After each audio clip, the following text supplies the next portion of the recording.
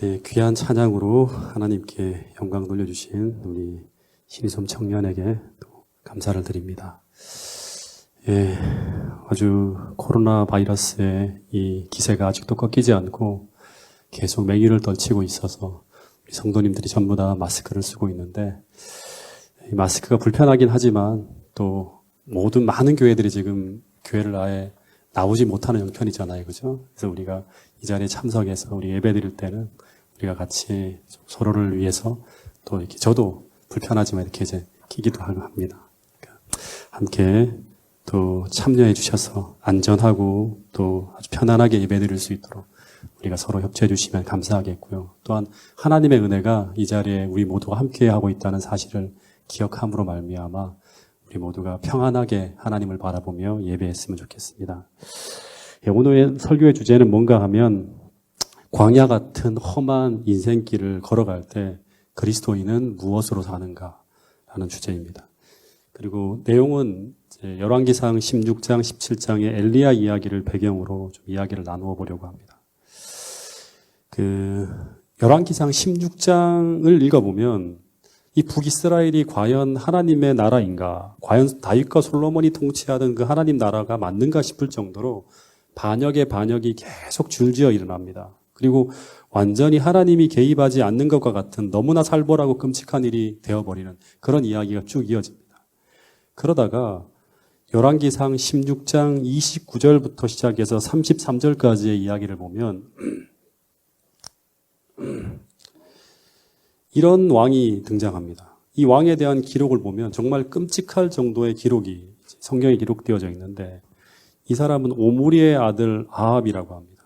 근데 이 오므리의 아들 아합이 이전의 모든 사람보다 여호와 보시기에 악을 더욱 행하여 느밧의 아들 여로보암의 죄를 따라 행하는 것을 오히려 가볍게 여기고, 시돈 사람 왕 옛 바알, 앱바알의 딸 이세벨을 아내로 삼고 가서 바알을 섬겨 예배하고, 사마리아에 건축한 바알의 신전 안에 바알을 위하여 제단을 쌓으며 또 아세라상을 만들었으니 그는 이전에 이스라엘의 모든 왕보다 심히 이스라엘 하나님 여호와를 노하게 하였더라 합니다.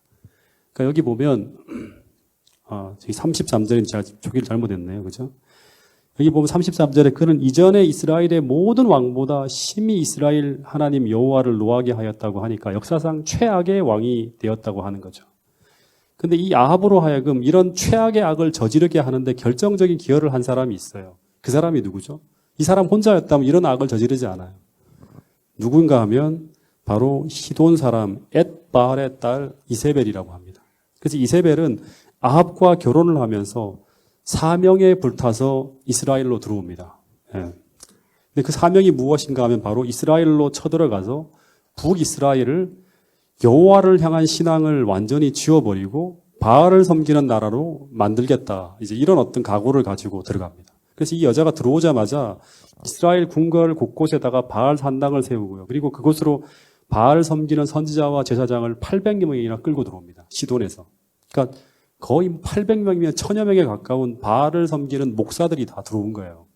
그럼 이스라엘 전국을 다 이제 바알을 예배하는 곳으로 다 초토화시켜 버리는 거예요. 그래서 이때부터 이스라엘은요, 북이스라엘은 돌이킬 수 없는 최악의 상황으로 흘러간다고 이야기하고 있습니다.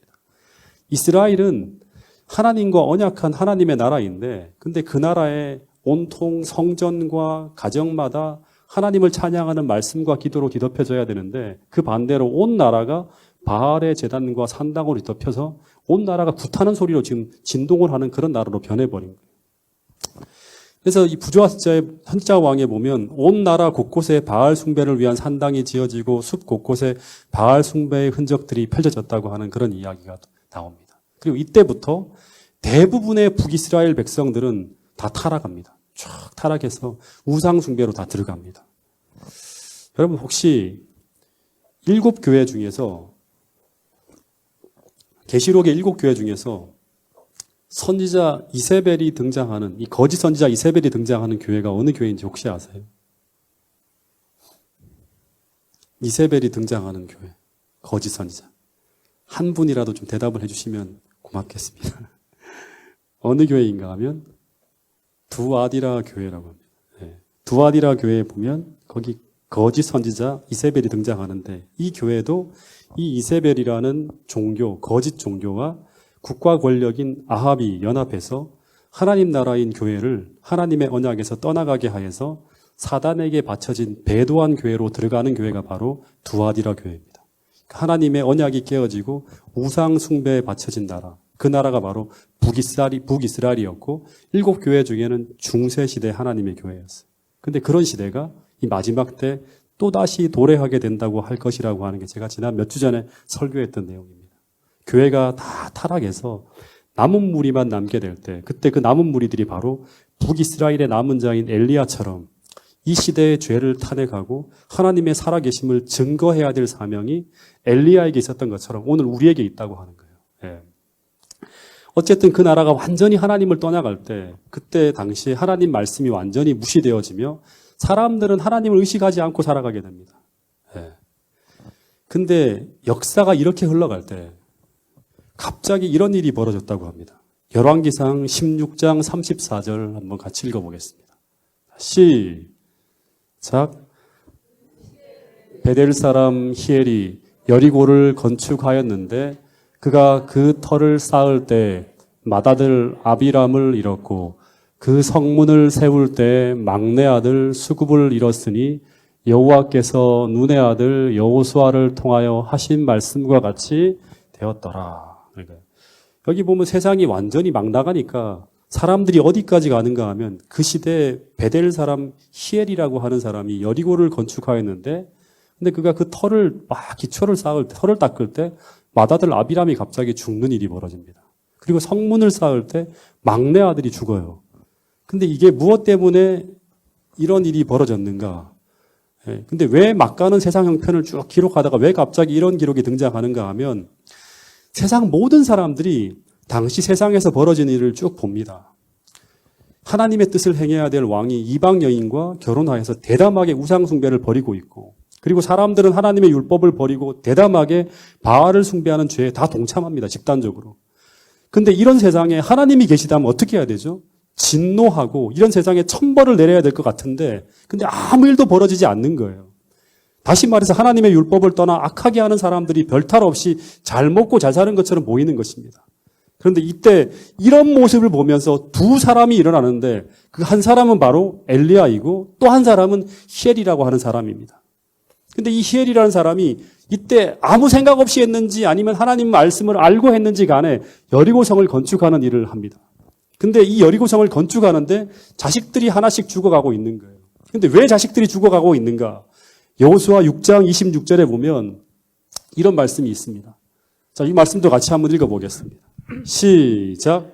여호와가 그때 맹세하게 하여 이르되 누구든지 일어나서 이 여리고 성을 건축하는 자는 여호와 앞에서 저주를 받을 것이라.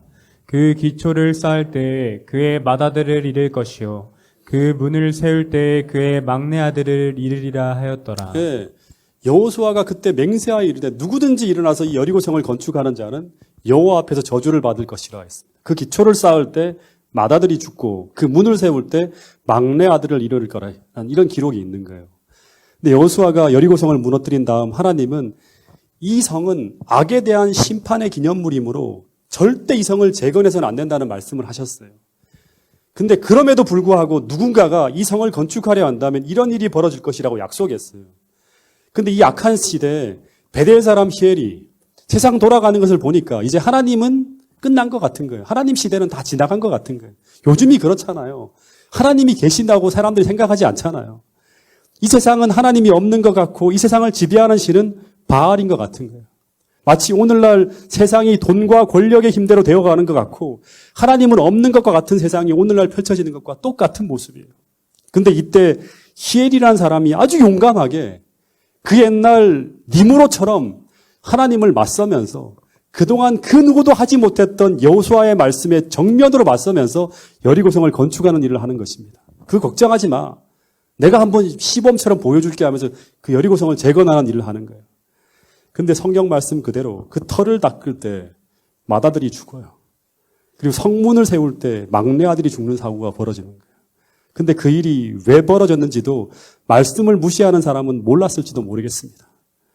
그러나 사람들이 알던 모르던 주의하든 주의하지 않던 수백 년 전에 여호수아 시대 여호수아가 성경 한 귀퉁이에 적어놓은 그 당시 그 누구도 유의하지 않는 한 구절의 말씀이었지만 하나님의 말씀은요. 무서우리만큼 정확하게 말씀 그대로 이루어졌다고 하는 것입니다. 여러분 예수님 초림 시대에도 마찬가지였죠. 세상 모든 사람들이 그 말씀에 유의하지 않고 다 자고 있을지라도 예수님은 그 정확한 장소에 정확한 때에 말씀하신 그대로 태어나신 것처럼 세상 그 누구도 주의하지 않을지라도 세상 모든 사람들이 다 하나님의 말씀을 짓밟고 무시하며 다 배도의 길을 걸어간다 하더라도 하나님의 말씀은 살아있는 말씀이었다고 증언하는 것입니다.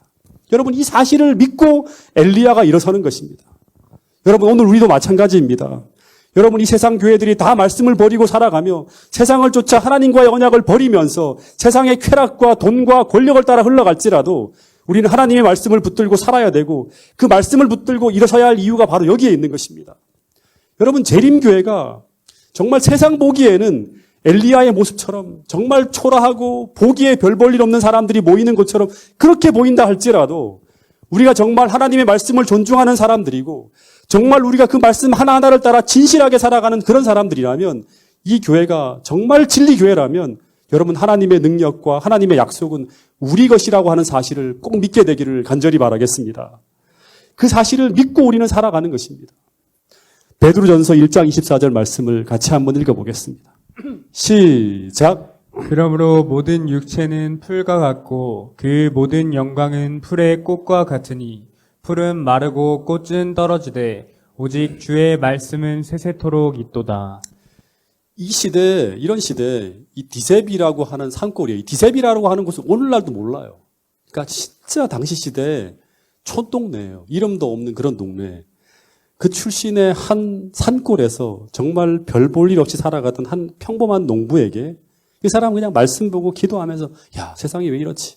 이렇게만 하는 살아가며 한 번도 세상에 드러난 적이 없는 사람이에요. 오늘 여러분과 저와 같은 그런 모습으로 살아가는 사람이었겠죠. 근데 그런 사람인데 그 엘리야에게 하나님의 엄청난 기별이 임합니다. 그것은 바로 당대 최고의 권력자 아합 앞으로 달려가서 여호와께서 내 말이 없으면 수년 동안 비가 내리지 아니하리라는 말씀을 전하라고 하는 거예요. 이게 열왕기상 17장 1절 말씀인데요. 이 말씀이 전해지면서 바알과 하나님 간의 싸움이 진행됩니다. 엘리야와 아합 간의 이 싸움이 진행됩니다. 처음에 사람들은 이 촌사람인 엘리야의 말을 듣고 다들 조롱했다고 합니다. 왜냐하면 세상은 이미 여호와의 시대는 끝났어요. 대세는 바알이에요. 그러니까 완전 넘어간 거예요, 나라가. 근데 웬 초라한 한 인간이 나타나서 뭐 능력 있고 막 사람들을 끌고 다니는 그런 사람도 아닌데 한 사람이 나타나서 여호와의 이름으로 예언을 하는 거예요. 다 여호와의 이름은 조롱하거든요. 그 당시에. 왕도 넘어가고 다 궁거리고 뭐고 다 바알 숭배하는 그런 시대였기 때문에. 그 사람의 말을 대수롭지 않게 여겼습니다. 근데 정말 몇 달이 지나가도 비가 오지 않고 시냇물이 막 말라가기 시작하는 거예요. 그러면서 이 엘리야의 기별이 온 세상에 퍼져갑니다. 그 사람이 이런 말을 했고 지금 세상에 이런 일이 벌어진다. 근데 더 시간이 지나가면서 식물들이 죽어가기 시작하면서 동물들까지 쓰러지기 시작하는 거예요. 그러자 단 몇 달 사이에 그동안 하나님 없이 풍요롭게 살아오던 모든 것들이 막 뒤흔들리기 시작하는 것입니다.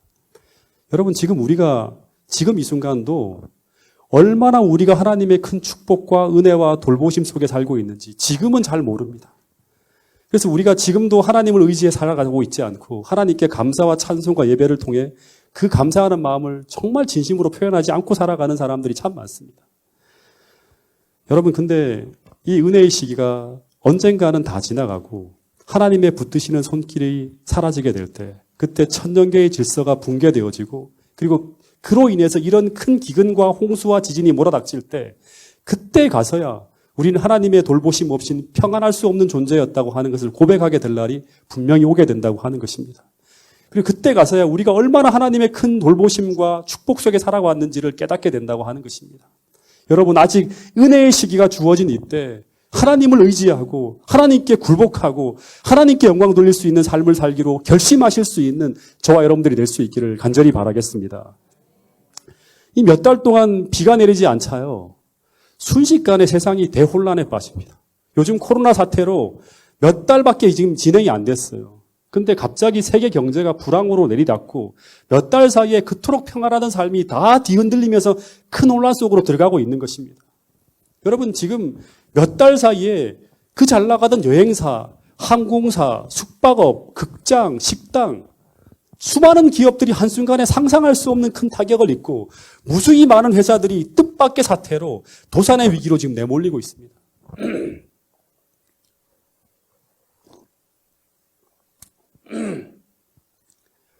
여러분, 그런데도, 그런 상황이 벌어지는데도 지금 이 북이스라엘 시대를 보면 이들은 아직까지도 비를 내려주고 그들에게 곡식과 그들에게 때를 따라 양식을 주는 존재가 바알이라고 하는 믿음을 버리지 않습니다. 그리고 끝까지 버티고 있습니다. 그래서 하나님은 해볼 테면 한번 해보라고 하면서 이 부조한 선지자 왕에 보면 아합과 이세벨 그리고 바알과 아르사스를 따르는 모든 추종자들로 하여금 저희가 믿는 신의 능력을 통해서 한번 시험해보고 엘리야의 말도 거짓임을 한번 밝혀볼 수 있으면 밝혀보라고 한번 이렇게 쫙 시간을 줍니다. 그래서 이 우상숭배하는 수백 명의 사제들이 총동원되어져서 자신들이 동원할 수 있는 군종을 총동원하고 그들이 알 수 있는 최고의 재물을 딱 드리면서 이 저주를 풀기 위해서 대규모 집회를 벌이게 됩니다. 그러니까 오늘날로 말하면 기우제 같은 것이죠. 근데 그들이 그러한 엄청난 노력에도 불구하고 단 한 방울의 빌도 땅에 내리지 않는 것입니다. 그러자 이들의 생각이 어떻게 또 흘러가는가 하면 우리 같으면 이 정도면 회개하고 하나님 앞에 굴복할 텐데 절대 그렇게 하지 않고 끝까지 이것이 하나님 말씀으로부터 시작된 것임을 부인하면서 이 비가 오지 않는 이유는 그 엘리야가 바알에 대한 비난과 저주로 말미암아 그 신이 노여워해서 이렇게 되었다는 논리를 만들어냅니다. 그리고 엘리야의 생명을 이 제단 앞에 바치면 어떻게 된다? 이 저주가 풀릴 것이다. 이렇게 하면서 이제 엘리야를 사냥하기 위해서 온 나라가 지금 현상금을 내걸고 엘리야를 잡아들이기 위해서 움직이기 시작합니다. 여러분 왜 비가 오지 않은 것이죠? 여러분 왜 비가 오지 않았습니까? 네? 단순히 엘리야의 말씀 때문이 아니죠. 근본적인 이유가 뭡니까? 왜 비가 오지 않습니까? 네? 하나님을 섬기기로 언약한 이 언약 백성 이스라엘이 하나님을 섬기기를 거부하고 하나님과의 언약을 꿰고 죄의 길, 바알의 길을 따라갔기 때문이에요. 그리고 그렇게 행하게 될 때 신명기 28장에 보면 이 언약적 저주는 예고되어져 있는 거예요. 처음에는 뭐를 보내고 하다 그래도 너희들이 내 말을 듣지 아니하면 하늘이 녹같이 굳어지면서 비가 내리지 않게 된다고 하는 예언이 된 거예요. 그래서 이 비가 오게 하려면 어떻게 해야 될까요? 이스라엘 백성들이 회개하고 하나님께로 돌아가면 됩니다. 그들의 죄를 철저히 버리고 하나님께로 돌아가면 비가 오게 되어 있는 거예요. 3년을 끌 필요가 없는 것입니다. 하나님은 3년 반 동안 고생시키겠다고 하지 않았습니다. 실제 열왕기상 18장에 보면 이스라엘 백성 모두가 하나님 앞에 회개하고 여호와 그는 하나님이라는 것을 인정하자마자 어떻게 되는가 하면 비가 내리는 거예요. 네. 여러분 모든 시험 문제엔 답이 있는 것처럼 오늘 우리 인생의 모든 문제에도 답이 있습니다. 그래서 오늘 우리는 그 하나님이 성경을 통해서 우리에게 주시는 모든 약속마다 그 약속의 성취를 가능하게 하는 그 정답을 찾아서 우리 삶의 답안지에 그 답을 적어 넣어야 한다고 하는 것입니다. 여러분 그렇게 될 때 이스라엘에게 비가 내린 것처럼 오늘 우리 마른 인생에도 하나님의 축복의 장대비가 쏟아진다고 하는 것이 성경에 예언되어 있는 약속이라고 하는 것입니다.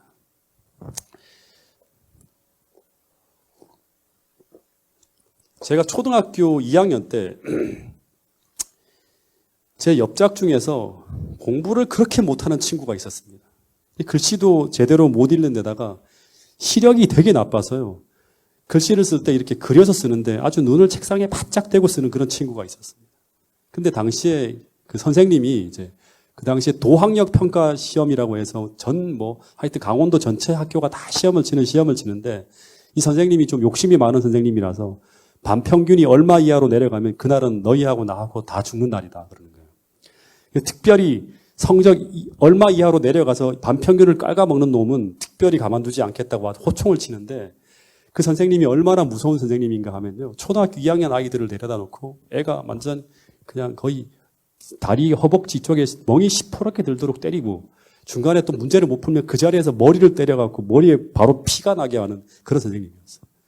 그래도 그 당시에는 선생님이 하도 무서워갖고 입 한 번 뻥끗 못하고 내 잘못이라고 하면서 이렇게 숨죽이던 그런 시대였어요.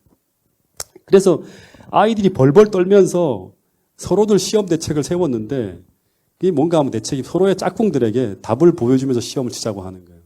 그래야지만 반평균이 올라가고 단체 기합을 안 받게 된다고 하는 거예요. 그래서 시험을 치는데 제 짝꿍이 이제 그 애가 그 시험을 못 치잖아요. 그래서 제가 최대한 잘 보이는 곳에다가 이렇게 이제 시험지를 딱 갖다 놓고 그리고 답도 아주 잘 보이게 아주 큰 글씨로 썼어요. 이렇게. 그래서 완벽하게 보게 다 해줬는데 문제는 이 친구의 시력이 워낙 나빠서 또 글씨를 잘 읽을 줄 모르는 친구다 보니까 한참을 고개를 이렇게 보면서 갸우뚱하다가 자기 답안지에다가 답을 쓰는데 보여주는 족족 다 엉뚱하게 답을 쓰는 거예요. 제가 막 속이 터져서 막 미치겠는 거예요. 제가 이렇게 보잖아요. 엉뚱한 답을 다 쓰고 있는 게 보면서 쓰는데도. 여러분, 하나님은 오늘 우리에게도 지금 우리가 어떠한 답을 써야 되는지, 지금 우리의 현실 속에서 하나님의 도움과 축복을 얻기 위해서 우리가 어떤 선택을 해야 되고, 오늘 우리가 어떻게 살아야 될지를 우리 모두에게 자세히 보여주고 계신다고 하는 거예요. 성경으로도 안 되니까 예언의 신까지 다 풀어서 지금 우리에게 알려주잖아요. 어떻게 살아야 될지에 대해서. 네.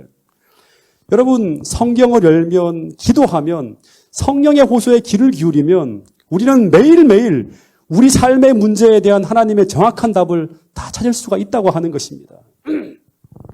그 하나님이 보여주시는 우리 삶의 정답들이 우리 양심을 통해서, 성경 말씀을 통해서, 삶에 벌어지는 사건을 통해서 하나님은 다 보여주고 계신다고 하는 것입니다.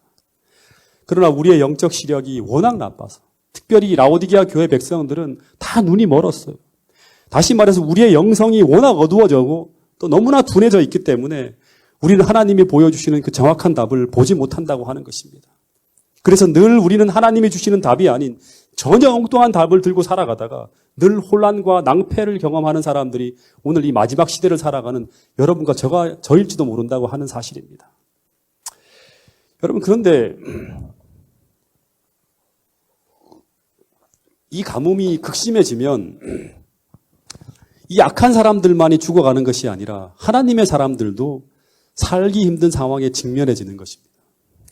그런데 이 시냇물이 마르고 양식이 떨어져 갈 때 엘리야가 이 공공한 시대에 어떻게 살아남았을까 하는 것입니다. 여기서 잘 봐야 될 부분이 있습니다. 제가 위에 상의 좀 탈의해도 괜찮겠습니까?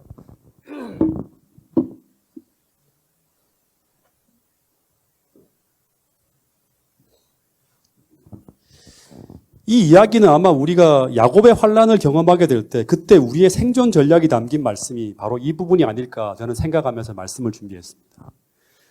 2절에 보면 이 기근이 찾아오기 시작할 때 하나님의 말씀이 엘리야에게 이렇게 임했다고 합니다. 같이 한번 읽어보겠습니다. 자, 2절부터 4절까지 말씀입니다.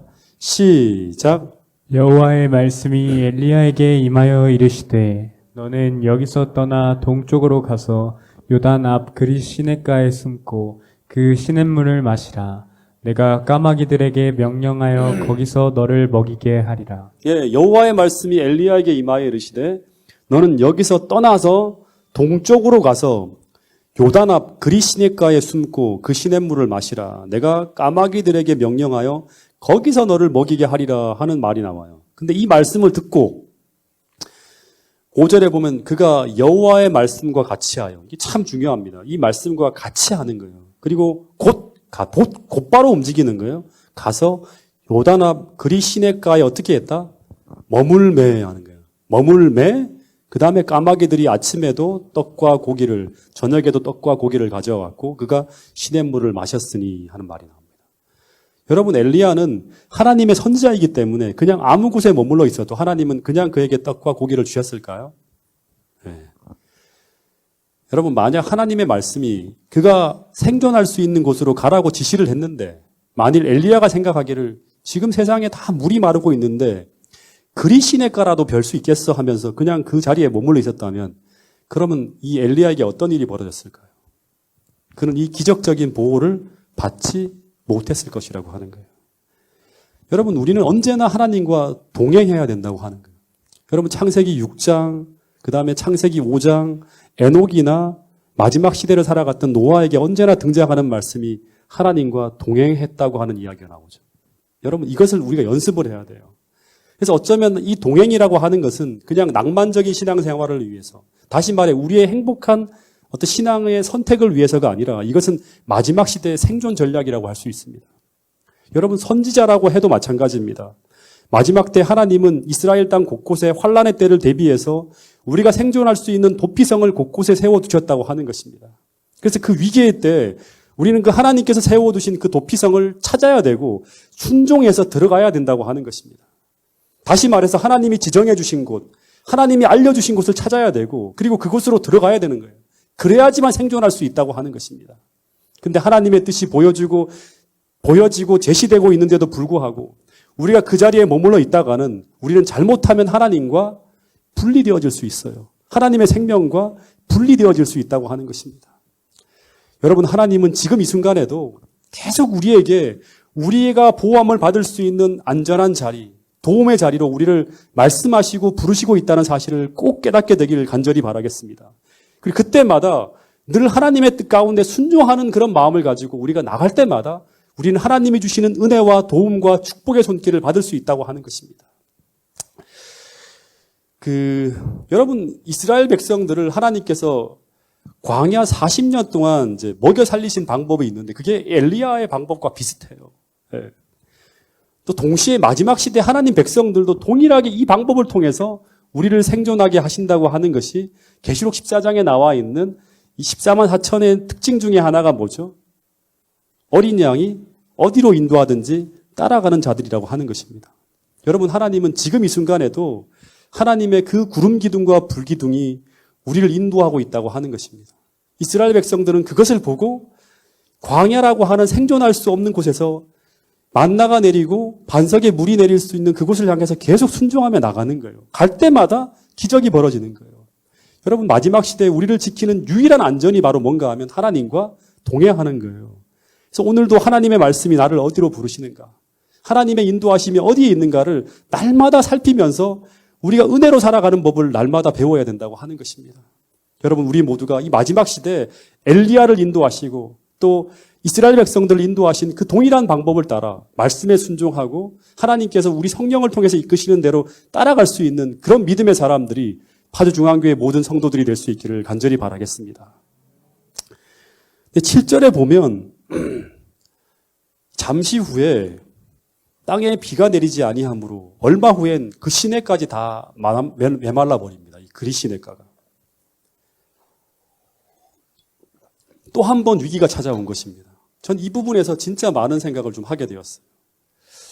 엘리야가 하나님 말씀을 따라서 그리 시내가에 머물러 있는데 하나님이 기적적으로 그곳에서 계속 먹을 거 줬잖아요.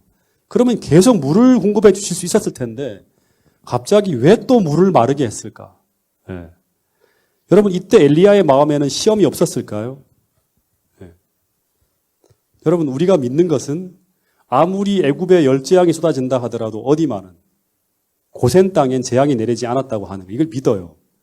그것을 믿고 엘리야도 하나님 앞에 이렇게 순종하며 나가는 거예요. 그래서 안심하면서 이 그리 시내가만큼은 절대로 물이 마르지 않을 것이라는 믿음이 있었을 거예요.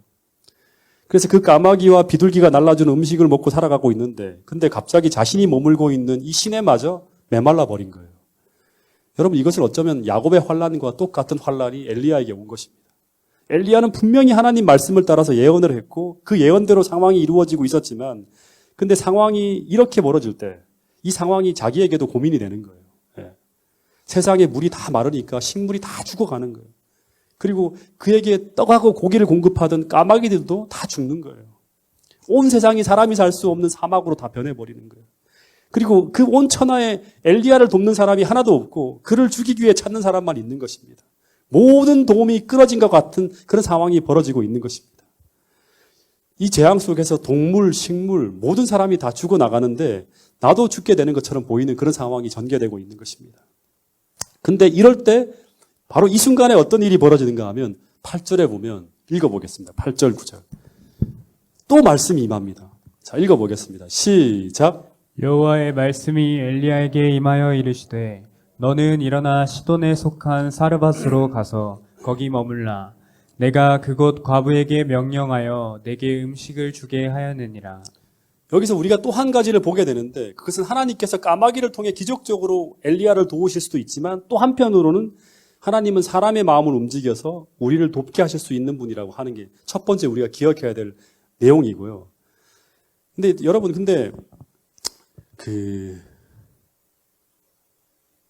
이런 도움을 받기 위해서 엘리야를 하나님께서 어떻게 사용하셨는가 하면 첫 번째는 엘리야에게 말씀이 임했죠. 그죠? 그러니까 오늘 우리에게도 어떤 일이 벌어져야 되는가 하면 이 마지막 시대에 우리가 하나님의 도움으로 살아가기 위해서는 오늘 나의 현실 속에서도 계속 하나님의 말씀이 내게 임해야 돼요. 다시 말하면 엘리야에게 말씀하시는 그 하나님의 음성이 나에게도 들려야 된다고 하는 거예요. 그러기 위해서 어떻게 해야 되는가 하면 매일같이 여러분, 매일같이 생존을 위해서 우리가 뭘 합니까? 밥을 먹고 떡을 먹고 음식을 먹고 하는 것처럼 매일같이 우리가 말씀을 펼쳐야 되고 매일같이 기도해야 되는 거예요. 그렇지 않으면 안 들려요. 펼치지 않고 기도하지 않으면 우리는 하나님과 교통이 끊어지는 거예요. 그리고 이 생명의 말씀은요, 매일매일 모든 사람들에게 하나님은 주신다고 하는 거예요. 하나님은 오늘도 말씀으로 우리를 인도하시고 우리에게 필요한 하나님의 뜻을 제시하시는 분이에요. 그리고 우리의 고비고비마다 하나님은 피할 길을 열어놓으시고 우리를 인도하시는 그 음성을 들을 수 있도록 계속 하나님 말씀하신다고 하는 거예요. 여러분, 또 하나의 관건은 뭔가 하면 이 말씀을 들었는데도 불구하고 순종하지 않으면 아무런 또 의미가 없는 거예요. 그래서 우리가 마지막 시대에 살아가기 위해서 우리에게 꼭 필요한 것이 무엇인가 하면 하나님의 말씀을 들려야 되고, 두 번째는 뭔가 하면 그 들은 말씀을 따라서 나갈 수 있는 무엇이 필요하다? 믿음이 있어야 된다고 하는 거예요. 이게 예수의 믿음이라고 하는 것입니다. 근데 이 말씀이 엘리야에게 탁 들려졌을 때 엘리야가 고민이 되었을 것입니다. 음식을 주려면 계속 까마귀에게 명해서 이곳에서 주시면 되는데 왜 시돈으로 가라고 하시는가? 여러분, 이 시돈 땅은 이 사렙다 과부가 머물고 있는 땅이라고 분명히 얘기했어요. 엘리야가 생각하기를 이스라엘에도 숨겨놓은 선지자가 있을 텐데 시돈보다는 유다 나라가 더 안전한데 왜 언약의 땅인 이스라엘을 떠나서 이방 땅 시돈으로 가게 하는가 고민이 되었을 거예요. 네. 그리고 이 시돈 땅은 누구의 고향입니까? 누구의 고향이죠? 시돈 땅은 누구의 고향입니까? 지금 대배도가 일어나고 있는 이세벨이라는 사람의 고향입니다. 그리고 그것도 부자가 아닌 정말 그 당시에 찢어지게 가난한 과부에게로 가서 얻어먹고 살라고 하는 거예요. 이 말에 즉시 순종해서 나가기란 쉽지 않았을 것이라고 합니다. 왜 이스라엘이 아닌 시돈으로, 그리고 부자가 아닌 가난한 과부에게 가라고 하셨을까? 여러분, 엘리야가 계속 고민했을 거예요. 근데 하나님은 엘리야의 상식이 아니라 엘리야에 가지고 있는 그가 지금까지 살아가고 있는 방법이 아니라 엘리야가 하나님의 말씀에 전적으로 순종해서 나가게 하기 위한 믿음을 또다시 훈련하고 계신다고 하는 거예요. 여러분, 무엇을 대비해서 훈련시키고 있는가 하면 네가 상상할 수 없는 방법으로 내가 이 마지막 개혁 사업을 전개할 거라고 하는 거예요. 그 절정이 뭐죠? 우리가 지난번에 금요일 날 야곱의 환란을 대비해서 야곱을 계속 훈련시켰던 것처럼 하나님은 엘리야를 지금 훈련시키고 있어요. 무엇을 대비해서? 마지막 갈멜산에서 벌어질 800대 1의 이 대결에서 하나님께서 살아계심을 증명하기 위해서 철저하게 순종할 수 있는 그러한 믿음으로 계속 훈련시키는 거예요. 네. 여러분, 그것이 첫 번째 목적이고요. 두 번째는 뭔가 하면 사렙다 과부를 구원하기 위해서요. 그 선지자 왕에 보면 사렙다 과부가 그 이방 땅에서 신실하게 하나님을 믿는 그러한 적은 믿음을 가지고 살아가는 사람이었어요. 그 사람을 구원하기 위해서 하나님은 엘리야를 보내는 거예요. 그래서 이 하나님이 주시는 이 말씀에 따라 순종하게 되고 엘리야는 그 믿음으로 말미암아 살게 되는 거예요. 여러분, 세상 모든 사람들이 이 세상의 배도와 타락으로 말미암아 세상의 재앙이 임할 때 하나님의 사람들은 오직 무엇으로 산다? 그 하나님 말씀에 순종하는 믿음으로 말미암아 살아가게 되는 거예요. 그 말씀을 믿음으로 말미암아 순종함으로 살아가게 된다고 하는 거예요. 이게 마지막 시대에 살아가는 사람들의 생존 전략이에요. 생존 전략. 여러분, 코로나 사태뿐 아니라 여러 가지 악재가 겹쳐서 지금 세계 경제와 우리나라 경제적 상황이 다 어려워지면서 온 세상이 점점 더 경제적으로 어려움이 커지고 있습니다. 그래서 우리 교회뿐 아니라 많은 사람들이 경제적 어려움에 봉착해 있는데 이때 그리스도인은 어떻게 살아야 되는가? 우리가 반드시 경험해야 되고 사람들에게 가르쳐줘야 될 성경적 방법들이 있습니다. 여러분, 제가 어느 교회를 가나 많은 교회를 갈 때마다 제가 가르치는 하나의 이제 이야기가 있는데 그게 바로 뭔가 하면 구약의 역사 가운데 이스라엘 민족이 세상과 싸울 때 필승 공식이 있다고 합니다. 필승 공식. 그게 뭔가 하면 그 이스라엘에 전쟁이 벌어질 때 그 전쟁이 이스라엘 나라의 전쟁이 아니라 여호와의 전쟁이 되면 끝나는 거예요. 다시 말하면 나와 하나님이 언약 관계로 완전히 하나가 되면 그렇게 싸우면 우리는 이기게 된다고 하는 거예요. 이 말은 무슨 말인가 하면 내가 하나님의 약속 위에서 내가 온전히 머물고 있다면 우리는 절대 안전하다고 하는 거예요. 왜냐하면 하나님은 약속을 어기지 않으시는 분이기 때문이라고 하는 거예요. 여러분 제가 재림교인으로서 뭐 미국을 그렇게 썩 좋아하는 편은 아니에요. 특별히 트럼프 때문에 요즘 점점 더 미국이 안 좋아지는데 근데 그 하나의 예화로 자주 이 말씀을 드려요. 우리나라가 미국과 어떤 조약이 체결되어 있는가 하면 이 군사적으로 한미 상호 방위 조약이라고 하는 그 조약이 체결되어 있어요. 그 핵심 내용이 무엇인지 아십니까? 만약 남한이 어느 나라에 의해서 공격을 받게 되면 그것은 마치 미국을 공격한 것으로 간주돼서 그 전쟁에 미국이 자동으로 개입한다고 하는 거예요. 이것이 바로 뭔가 한미 상호 방위 조약의 핵심이에요. 이것 때문에 만약 북한이라고 하는 나라가 우리나라를 무력으로 싸워서 이기기 위해서는 먼저 어떻게 해야 되는가 하면 먼저 북한은 어떻게든 이 한미 상호 방위 조약을 깨야 돼요. 그래야지만 미국의 개입을 막을 수 있는 거예요. 그래야지만 전쟁에서 유리한 고지를 전념할 수 있다고 하는 게 이제 북한의 전략인 거예요. 여러분 마찬가지로 사단도 먼저 우리를 무너뜨리기 위해서 제일 먼저 해야 될 일이 뭔가 하면 하나님과 우리 사이에 맺어진 상호 방위 조약인 이 언약을 깨트려야 되는 거예요. 그래서 만약 우리가 이 언약에만 굳게 머물러 있다면 사단은 절대 우리를 하나님을 넘어뜨리지 않으면 절대 무너뜨릴 수 없다고 하는 게 뭔가 하면 이스라엘의 전쟁의 역사 가운데 수도 없이 반복되어져 나타나는 거예요. 이 언약이 깨어지면 이스라엘은 그냥 무너지는 거예요. 근데 이 언약 가운데 있는 나라는 그 나라의 그 백성의 그 왕이 그 전쟁을 주의하면 단 한 번도 지지 않는다고 하는 게 다윗의 경험을 통해서 나타나고 있는 거예요. 다윗이 어디를 가든지 여호와께서 이기게 하시더라고 하는 이야기가 계속 나오는 거예요. 여러분 그래서 계시록 12장 17절에 보면 용이 분노하여 돌아가서 여자의 남은 자손을 공격하려고 하는데 그 여자의 남은 자손은 무엇을 가지고 있다?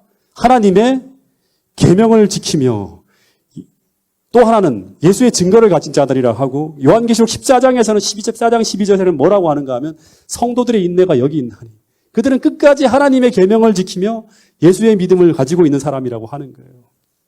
여러분 용이 싸우는 여자의 남은 자손은 하나님의 계명을 지키고 있는 다시 말하면 하나님의 언약을 붙들고 하나님과 하나가 된 사람이에요. 어린 양이 어디로 인도하든지 언약을 깨지 않고 그분을 쫓아가는 사람들이라고 하는 거예요. 여러분 우리가 침례 시에 하나님과 맺은 하나님과의 언약은 어떤 것인가 하면 내 인생의 주인은 이제 내가 아니라 하나님이고 하나님이 주신 언약을 따라 계명을 따라 그리고 하나님이 주신 그 성령을 따라 새 생명을 따라서 살겠다고 언약한 것이 바로 뭔가 하면 침례를 통해서 하나님과 맺은 믿음의 언약이라고 하는 것입니다. 여러분 하나님과 이 언약 가운데 하나가 되어 있는 사람들만이 마지막 시대를 이길 수 있다고 하는 이 사실을 꼭 믿게 되기를 간절히 바라겠습니다. 그래서 그리스도인은 떡이 아니라 말씀으로 말미암아 살아간다고 하는 이야기가 다 이런 이야기입니다. 여러분 마지막으로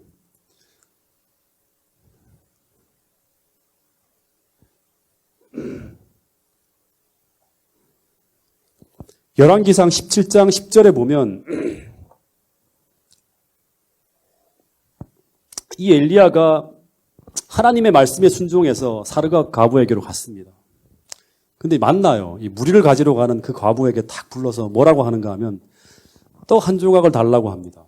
그랬더니 이 과부가 지금 집에 한 우쿰의 이런 가루 한 우쿰과 병에 기름 조금밖에 없는데 그래서 오늘 마지막으로 이 음식을 아들과 함께 나누어 먹고 어떻게 하려 한다?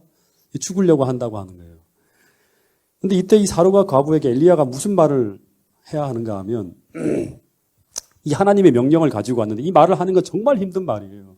왜냐하면 먼저 떡과 기름을 가져다 주면서 이제 이런 말을 하는 것도 아니고 이 불쌍한 과부에게 그거 하나 먹고 이제 오늘 죽으려고 한다고 하는 과부에게 너 그거 먼저 먹지 말고 어떻게 알아? 그 마지막 남은 양식을 나를 위해서 그것을 내어 놓으면 그러면 14절에 보면 어떤 말을 하는가 하면 그걸 내놓으면 이스라엘의 하나님 여호와의 말씀이 나 여호와가 비를 지면에 내리는 날까지 그 통의 가루가 떨어지지 아니하고 그 병의 기름이 없어지지 아니하리라 하셨느니라 하는 말을 하는 거예요. 기가 막힌 말이죠.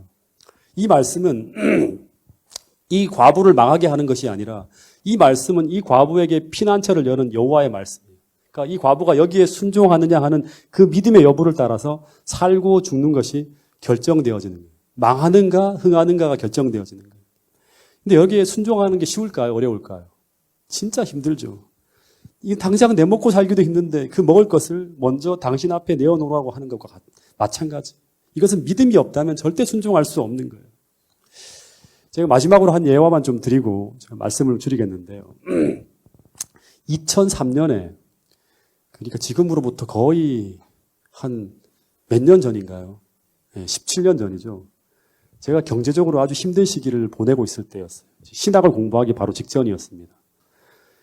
저와 이 사람이 둘이 맞벌이를 하면서 이제 돈을 계속 벌고 있었는데 끊임없이 벌어도 매달 나가는 비용이 너무 큰 거예요.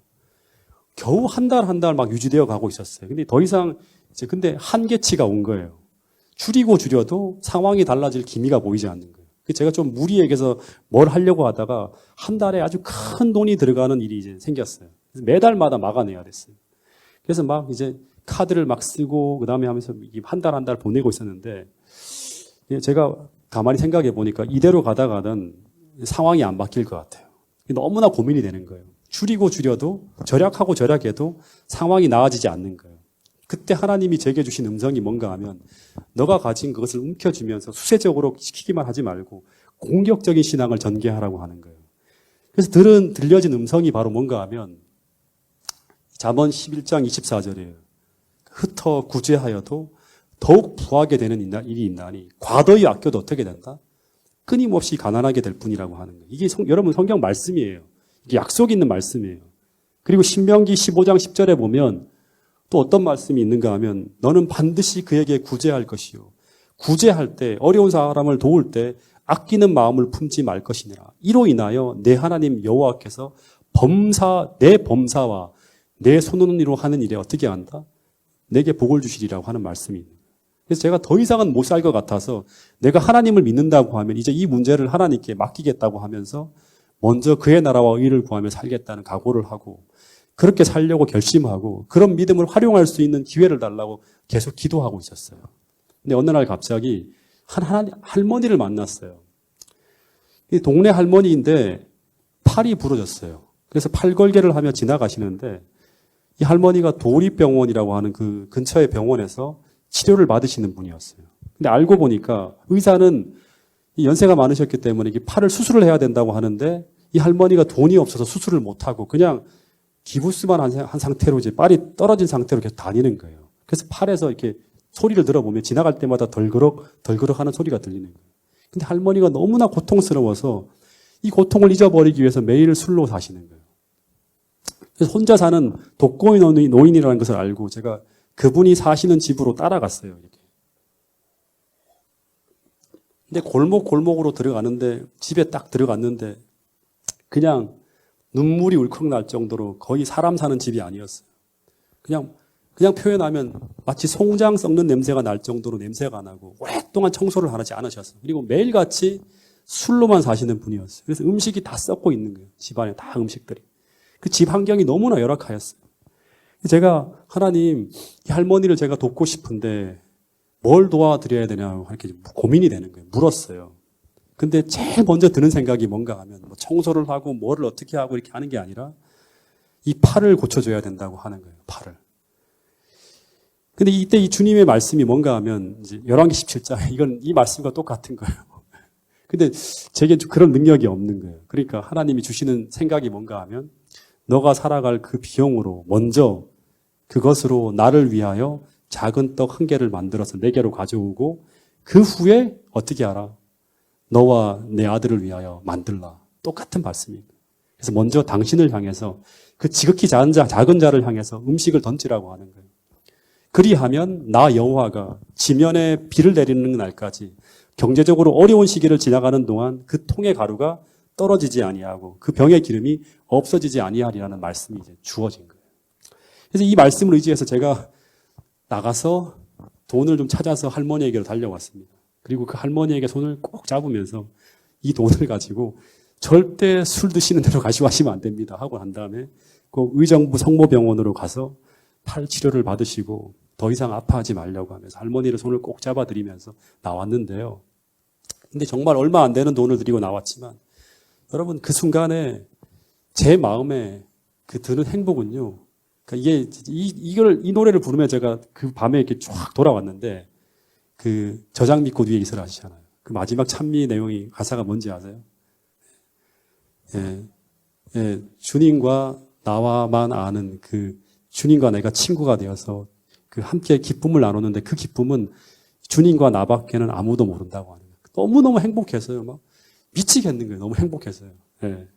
왜냐하면 그동안 내가 그리스도인이라고 하면서 너무나 내 문제에만 골몰해서 오직 나만을 위해 살았는데 이제는 좀 숨을 쉬겠더라고요. 예. 그리고 하나님께 모든 게 다 맡겨지는 거예요.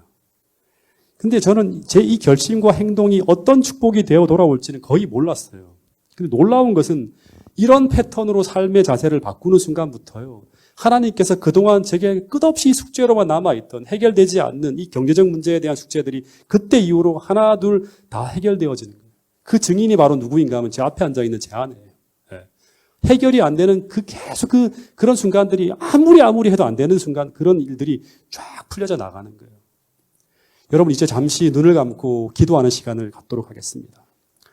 여러분 하나님은 아무리 사소한 일이라도 당신과 언약 속에 이루어진 그 행동과 그 믿음들을 모두 하나도 놓치지 않으시고 다 갚아주시는 분이라고 합니다. 여러분 이제 마지막 시대는 우리의 힘과 능력이 아니라 더욱 공격적인 믿음으로 이 난세를 돌파하며 믿음의 산 경험을 하며 살아가야 될 시대가 이 마지막 시대라고 하는 것입니다. 여러분 공격적인 믿음이라고 하는 것은 엘리야처럼 전적으로 하나님 앞에 굴복하고 우리의 방법이 아니라 오늘 나를 향한 하나님의 약속들을 찾고 그 약속들을 의지하고 주장하면서 하나님의 말씀이 인도하시는 대로 과감하게 순종하며 용감하게 나가는 것입니다. 여러분 이 시간 우리가 눈을 감고 그런 믿음을 우리에게 부어달라고 기도하는 시간을 갖도록 하겠습니다. 여러분 사람은 절대 떡으로만 사는 것이 아니라 하나님의 말씀으로 사는 사람들이 바로 마지막 시대를 살아가는 참 그리스도인이라고 합니다. 오늘도 우리가 육신의 떡만이 아니라 하나님의 말씀이 우리를 이끄는 대로 순종할 수 있는 그런 믿음을 달라고 그리고 그 순종을 통해 부어지는 그 은혜로 우리가 생존할 수 있음을 꼭 믿게 해달라고 이 시간 우리 모두가 기도할 수 있기를 간절히 바라겠습니다. 잠시 기도하겠습니다.